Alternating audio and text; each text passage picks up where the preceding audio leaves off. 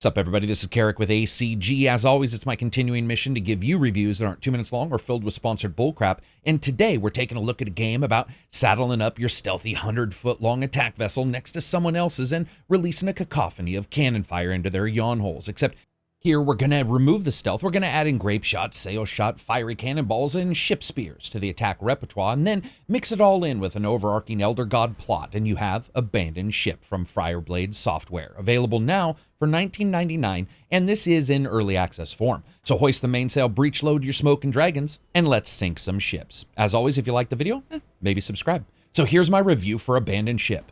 The hilarity of trying to escape Elder Gods in a sailboat, Nurgle cannonballs, and sinking faster than crap crypto coins on a bad Tuesday. And of course, graphics are up first. For a budget title, and make no mistake, Abandoned Ship is indeed a budget title, it actually has an incredible amount of detail, from the momentary shrug of a sailor's arm, for example, when he's winged by seriously the most steady-handed Elder God sniper you're ever going to see, to the little bring out your pails moments as fire engulfs your ship and your sailors do their utmost to stop there being an answer to that age-old question, which element's going to win, fire or water. Also, one of the things I noticed that, while not perfect, there's little bits of animation that match up for the locations, like the swing of a deck gun, or a sailor shuffling along with it as it moves, or the nervous hand over hand of a sailor at the helm just doing everything trying to keep an enemy ship at a distance that helps you send pleased-eye messages in cannonball form to the enemy with the highest accuracy. There is a ton of little tiny details here. That doesn't mean everything is perfect though. Running looks completely wonky, and strangely enough, the water for a game based on water predominantly is a bit clippish, with some odd graphical issues here and there depending on the ship hull that you pick. Now that being said, the damage to a ship, shown here in patented pirate plank detail, has parts of the ship shearing off in debris explosions or little bits of fire squaring off across the deck as your pirates try to fight it. And when it comes to ships, there's a couple overall, 6 or 7, and they aren't that bad looking. While they're approximations of their counterparts overall, a decked out galleon with enough guns on one side to turn it into the world's biggest spinning top as it goes through the water still looks epic. There's one effect I did like, and I was really surprised about, and that's the rain. Not only is it detailed through various different depths on the screen, but the effect on the deck in a game that is this, let's say, budget, was actually really impressive. Of course, a game like this is going to live and die on its HUD, and it's detailed enough. It's got distance indicated on the left, as well as a handy indicator as well of which weapons can hit from that current range whenever you hover over them. There's also a spot for individual sailor damage and status, and some maneuvering bits like running, ramming, and turning the ship completely around to bring different weapons to bear, as well as some special attacks. To the right, on top and bottom, it has various indicators for both ships and just different sections that tell you what's damaged on the ship, like sails or helm or cannon.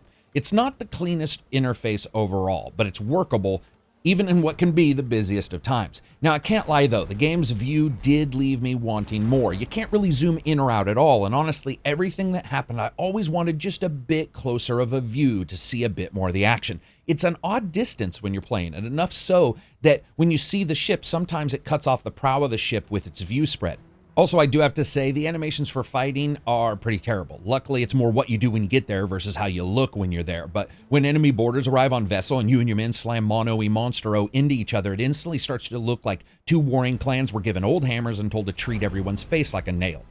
When it comes to performance, yeah, I mean, this isn't asking much from a GPU or a CPU, so 4K 60 FPS on last-gen tech is easily possible, and there's very few options to adjust, and that seems fitting as the game isn't really throwing a bunch of effects at you. As a package, Abandoned Ship doesn't look bad. Most of the games, either in the top-down sailing view as you're cutting across the point and probably going to sink, or in a ship and neck-deep in battles. It performs well for what it has to deliver, and to the gamer, I think it gives a lot of information in its HUD, even though it's not perfectly set up. Sound, music, and voice.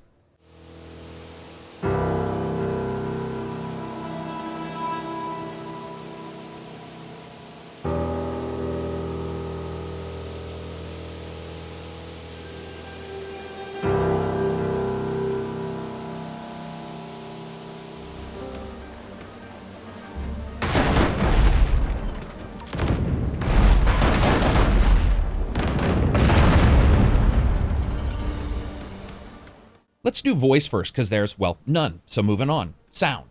Admittedly, I was a bit surprised here. It's very good, and more so than I think I really even expected from some slightly more expensive or more farther along games. The first thing you're going to notice are little elements like the echoes of enemies' cannons long before the ship takes damage, and the incredibly low throaty boom of the larger cannons have excellent samples. Overall, it's well done, And things like the wind and the rain do add a bit to the atmosphere without creating that age-old constant background hiss many of us expect whenever a weather effect is in a game. While it may not be the best, it's certainly much better than I expected. And of course, that brings us to music, and this is seriously well done. You never know what to expect from smaller indie titles, and music's often looked at with the same disdain as those people who show up at your house and they try to scam you into painting your numbers on the curb. It's just money wasted. Here, though, it's not, and there are a few very well done tracks with some driving horns, some excellent string samples, and even a couple that have nice drawn out elements with percussion. To me, the best, though, easily, is the piano work and the main theme. When you start out the story, it starts with this incredibly somber piano bit that swells up to something that sounds like it was written by John Williams after you asked him to come to your house and write a score for your desktop background. While not thick with tracks, it is thick with detail and really does fit the environment. Well done. Gameplay. And of course, a bit about the story. And yeah, so this story is not the typical pirate game. The story starts out with you escaping the dreaded pirate elder god's lair and setting out with some other sailors to escape this evil cult that is now set out to track you. You can play in the story mode, which is about 6 to 7 hours long, or the battle mode, which is a series of battles, all that have some various random elements to it. You can pick a difficulty, easy, normal, and hard, and each one just gives you different rewards after each battle.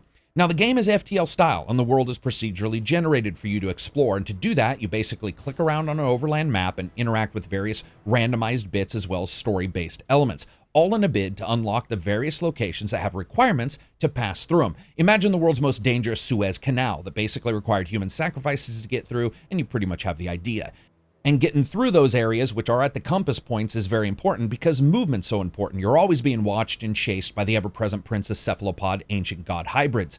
And various different elements on the maps can affect you. For example, ice in some locations. Also, there's things like battles with the cult pirate ships, fighting off the always huggable deep-sea kraken, and of course, taking up temporary residence at nearby ports. And occasional items left over from other shipwrecks can be picked up as you're sailing around. Now, when in battle, the game is very micromanagement heavy, with various weapons doing different kinds of damage, some that cause fire to wick around the ship decks, others to spread a stun like plague, weapons that just do damage to your sails, weapons that punch through hulls, and otherwise. It's your job to do more damage to the enemy, either by destroying their hull, making them sink via flooding, or if you can, getting in close and personal and ramming the ever-loving crap out of them. Your job is to place sailors on the different things, like the cannons, grape shot, scattergun, and fire cannon, because that causes them to slowly reload. Now, with some weapons, they allow for multiple people at once to reload quicker. Once loaded, you set aim and fire. Now, some weapons fire at the last target, like your general cannons. Others, like the sail shot, have to be fired each time manually. That means that as you upgrade with specialty items, sometimes you'll have to, well, basically give them specialty handling. And it's that gameplay loop that really intrigues me the most in Abandoned Ship. It means that you're constantly jostling, constantly moving someone to the helm so that you can pull them away to a distance where your cannons are going to do more damage, while putting someone on the cannons to make them load more quickly, and always keeping an eye on your deck to make sure you don't end up piloting the USS Swiss cheese. And then before you leave distance, making sure someone gets at least one more shot off with the horrifying to think about grape shotgun, which when you look at it basically just flings ball bearings the enemy's way in hopes that high velocities and human frailty are going to mix together to result in death. Now, each death does hurt because every sailor has a class, like helmsman or surgeon. But just like a Marvel movie, everyone can pretty much do what everyone else can do, but maybe not as good. So sure, you can jump into battle with a bunch of people with steering as their main skill, but this really isn't a DMV trainer car. There isn't 2 steering wheels. Soon, the entire game sort of becomes this dance of managing the amount of damage, the water seeping in, moving around, and keeping your weapons at least somewhat manned so that you can send the enemy to Davy Jones' locker as quickly as possible. That level of strategy to take out the enemies, to push on, to escape a creature, or keep men alive on the way to port is really actually quite impressive and balanced well for an early access game.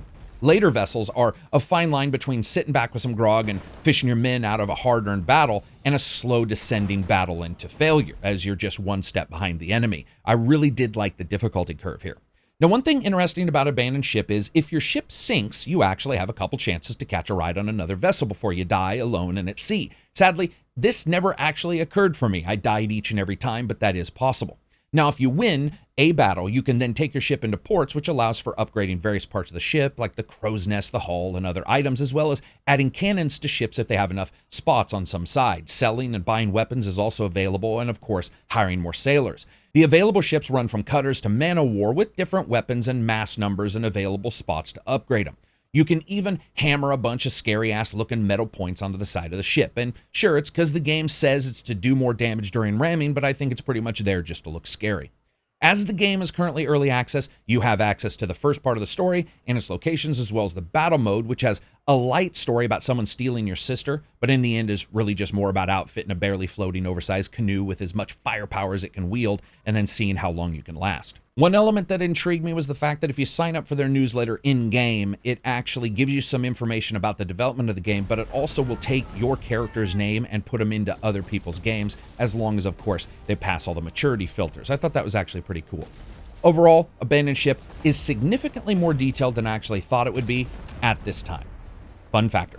Yeah, it is fun. In fact, it's one of the few games where I found that the combat mode was almost as fun as the story mode, not because the story is bad or its presentation wanting or slow, because it's not. It's just because ship-to-ship battle is so damned fun, and a lot of people who play these FTL type of titles know what I'm talking about. It's also epically sonic when it comes to its overall audio spectrum, which really did fascinate me. And the attention to detail to make the fighting and sailing men look like they were actually interacting with the game world goes just one step closer and shows just a little bit more care.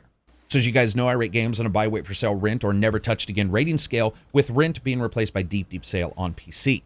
You know, it's rare that we see a game that's this well balanced right from the start that's an FTL title, and there were a couple issues here and there that you could tell it was early access, but overall, this thing offered the chops, seriously. For $19.99, it is worth getting, but it is one of those titles that you could wait for a little bit, maybe get it at $14.99. It just depends on what you think of that many hours of story as well as that many hours of the combat gameplay. In the end, though, what we see is a title that already shows more chops than a lot of titles that are full releases. That balancing is really well done. The combat moment to moment is really fun. And when it comes down to it, the only thing I would like to see is maybe a little bit more fleshed out story and a couple more ships. So that's it for me. If you like the video, give it a thumbs up. If you dislike the video, give it a thumbs down.